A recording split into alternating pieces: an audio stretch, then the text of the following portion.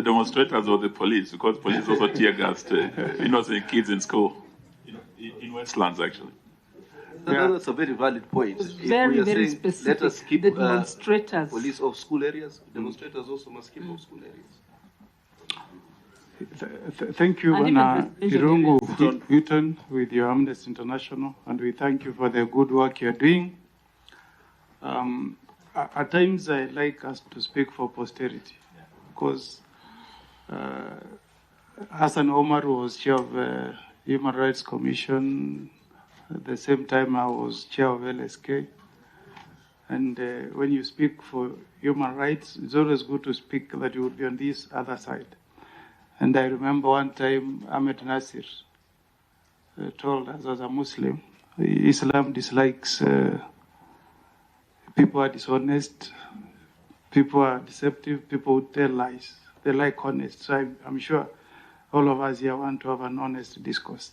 The point I've picked, which I think is a problem, you have said that there's a problem in prosecuting police officers who engage in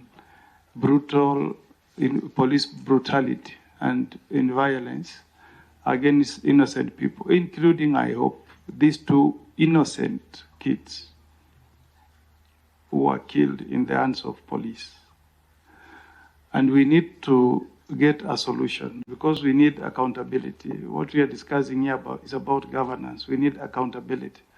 Now that it seems the police will always be out there to shield their own, would you maybe propose that we need to look for another different legal mechanism? Because it seems from the report you have given us, it seems the police will never prosecute their own.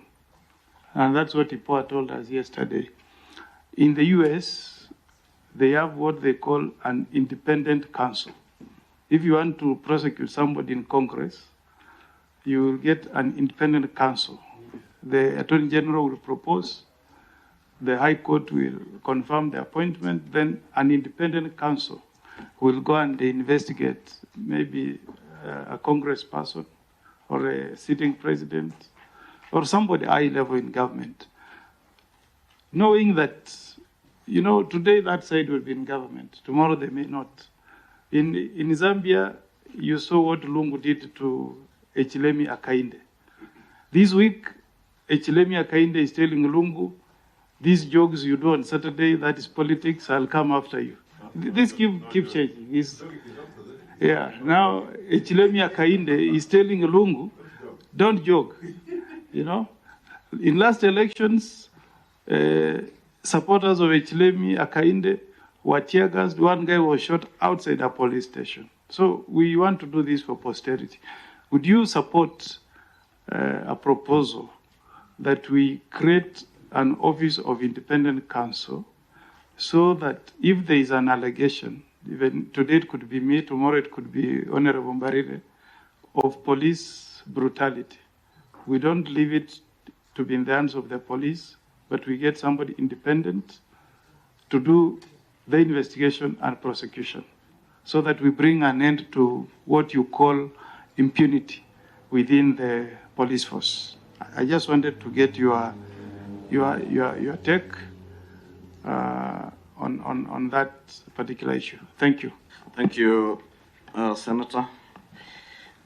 Maybe, Mr. Irungu, let me begin by associating myself largely with the sentiments of Senator Omar regarding the deployment of officers in Haiti, because that's a matter that's really not in the realm of this committee, and we need to exercise caution, as Senator Omar said, so that we don't put our men and women in uniform in harm's way wherever they serve us, because they are all our children, they are Kenyans like ourselves, and we owe them that duty of care in whatever we say.